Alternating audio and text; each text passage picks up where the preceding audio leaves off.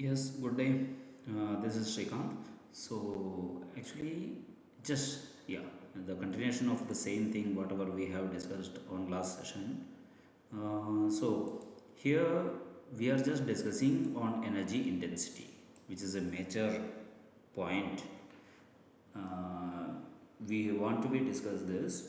So, energy intensity and GDP, how these are related. GDP, of course, everybody knows it is what exactly this gross domestic product. So, I'm not discussing those things. Energy intensity is actually the measure of how efficiently an economy or a process converts energy into value. Energy to value. Okay, that is the point. So energy intensity, of course the formula is energy intensity equal to energy consumption divided by GDP, but again we it is the measure of how efficiently an economy or a process converts energy into a value. Energy into a value, that is what energy intensity. So India actually during 1990s, the energy intensity, India's energy intensity was not that much good. It's very less, like yeah, 1.379, just a moment, 1.379, whereas kWh per dollar, we will be discussing, oh, sorry, kWh per dollar, it will be okay, 1.379, whereas this is during 1990s.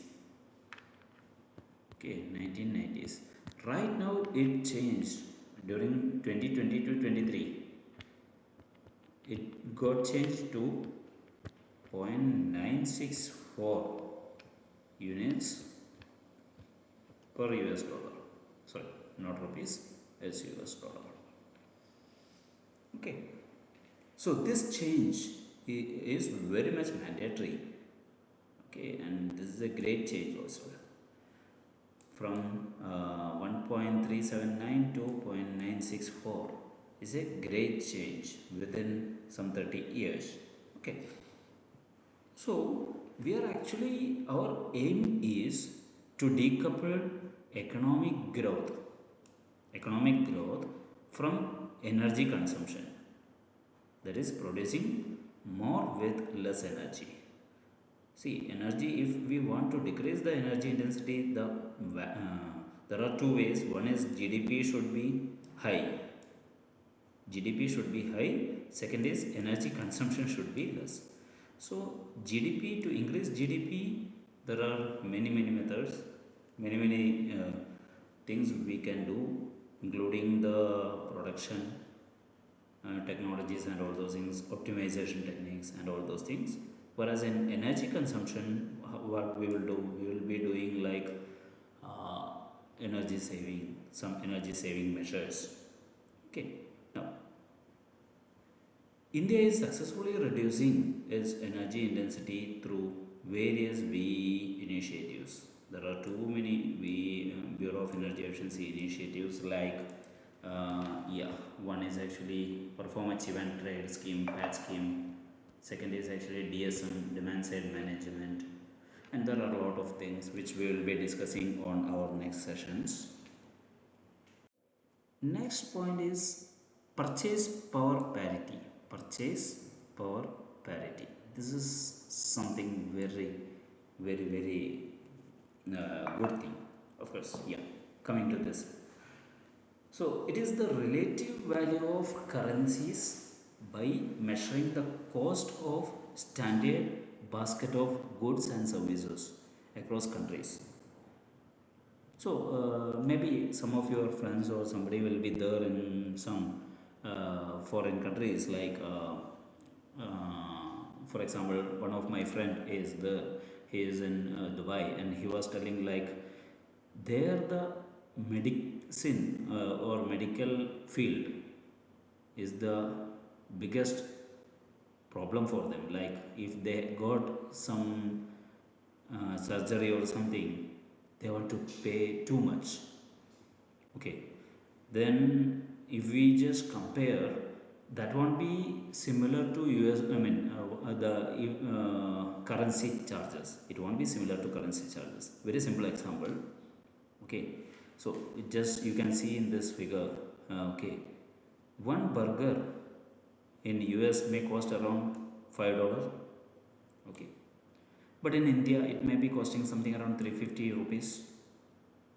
350 rupees. $5 today is around 454 rupees. 454 rupees means it, the conversion factor is around 90. That is 90 rupees is $1. But if you see the actual thing, see, $5 it is costing in USA, but at the same burger in India it may be costing 350 rupees. So if you see the conversion factor between this to 350 divided by 5, that is actually 70 only. So if really in cash flow kind of thing, if it is, even if it is 90, but in this purchase power parity it is only 70. Okay, so that is the magic what normally in this purchase power parity. Okay, so according to this, how many burgers you can buy, that matters. In USD, US, how many burgers you can buy, and in India, how many burgers you can buy, it matters a lot. Okay, yeah. Now, another important term is availability based tariff. This is most important. In India, availability based tariff introduced during 2003. It is actually, it is based on the power station, okay, generating station. So one generating station, if they are ready to serve, then there are some other things, yeah, coming to that. So there are some of the points. One is actually capacity charge, which is a fixed charges, and energy charge, and there will be an unscheduled interchange or deviation charges. So these are the three charges which is there in availability based tariff, ABT. Okay, so of course from the name itself you can see what is capacity charge, or that is the fixed cost.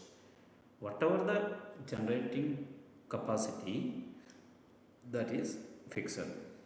So there will be a fixed cost. So say one generating station is this, the generating station is actually say 100 megawatt. If it is 100 megawatt, so 100 megawatt capacity it has. So 100, for the entire 100 megawatt, he will get a cost. And but in 100 megawatt, it may be generating only 60 megawatts per hour. That is megawatt hour. 60 megawatt per megawatt hour. So for that energy, he will be charging. He will be getting an extra cost, and there will be an unscheduled or interchange or deviation charges. That is like, see, for even though it is scheduled on today for 60 megawatt, because of some problems or some to meet the demand, it want to produce say 80 megawatt, 80 megawatt hour. So there will be a difference, right, in between 60 and 80, that is 20. For this 20, he will get an extra charge, which is the deviation charges. So these are the main parts in ABT, availability based tariff. This is actually, it improved a lot on the stability of power. Like, see, it simply, we will get 2 points. That is, it all depends upon the frequency. If the frequency is less than 50 hertz, there is a power shortage. Okay, if a generator produces more than scheduled, they get a high bonus. That is the point what I have discussed here. So if the frequency is less than that, then automatically they can increase their production. If they are producing 60 megawatt, they can increase up to 100, but they can increase to 80 at least. So whatever the difference, they will get very high bonus. Okay, similarly, during the power shortage time, if a buyer draws more than scheduled, they pay a heavy penalty. Buyer means it's not a small uh, home or something.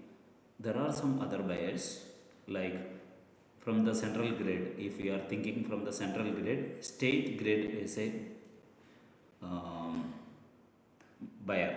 So maybe you heard about some of the state discoms. They got huge penalty or huge cost because during peak time they have bought from central grid. This all depends upon these all the phenomena happening during low frequency time. Similarly, during high frequency means there is too much power in grid. So power is excess. If power is excess, that simply means you can buy as much as you want. Buyers draws more. So actually a discount will be there during this time, since okay, whatever the excess power, we will call it as sink. So the sink is very much too high. So to utilize that, there will be a discount to the buyers. And from the generating side, the generator keeps pumping an extra power. They are penalized because during this time they don't want any extra power. So if, for example, if they are scheduled for 60 and um, they are pumping 80 megawatt, whatever the 20 megawatt in between, for that 20 megawatt they will be charged as a penalty. So this is the basics of ABT, availability based tariff. Okay, now energy security, this is somewhat very important, and it has too many discussions happening right now. And yeah, the continuous availability of energy in various forms. Continuous availability, this is most important. Continuous availability of energy in various forms is sufficient in sufficient quantities at reasonable price. These two things, continuous availability and reasonable price, these are the most important thing in energy security. Currently, all power system engineers or are behind, researchers are behind energy security. Okay, so there should not be an interruption in power, so it should be an uninterrupted power. There should not be any protection from crisis. Stable economy. A stable economy is coming from this reasonable price. It should not be very high price. These are the main important factors in energy security. So there should be a mix of energy, not a single point.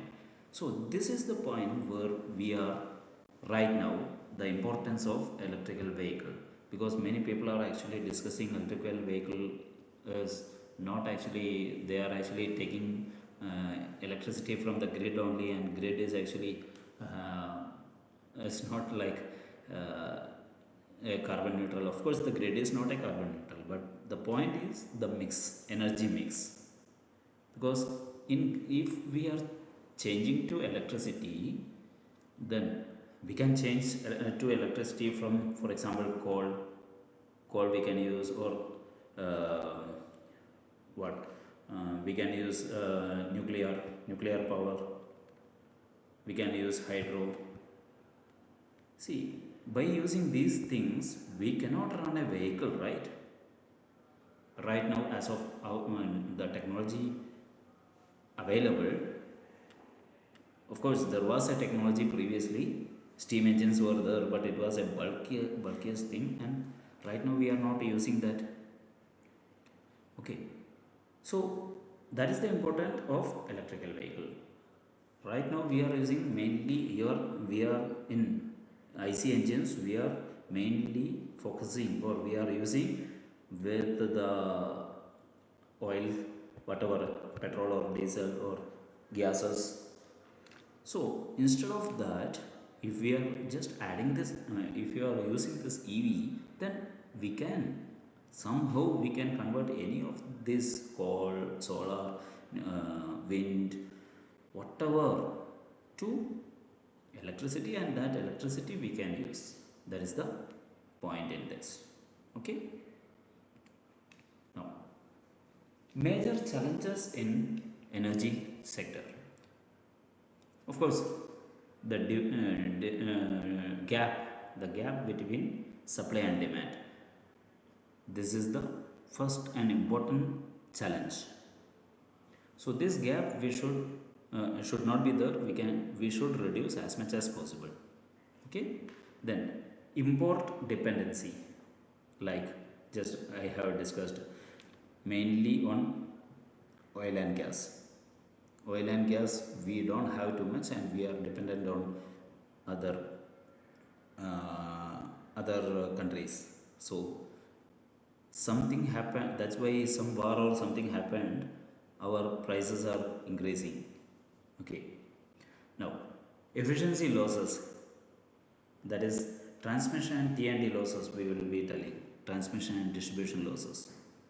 So in power sector we should reduce as much as possible, but it is very difficult, because major transmission and distribution of our transmission and distribution networks are what I should say, and our terrains are not good for some places.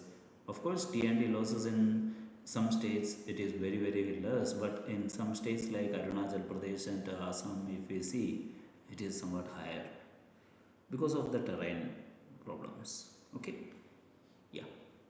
Now, environmental impact, that is the next one, fourth major challenge. Environmental impact, meeting climate commitments like COP26 and COP27. These entire things are needed, but industrialization is also needed. So balancing the climate and industries is the major challenge. Okay. Now, Indian energy policies and targets, of course, in renewable energy, we want to achieve 500 gigawatts of capacity, which is non-fossil, that is renewable. Okay, by 2030, that is our aim. And natural gas share,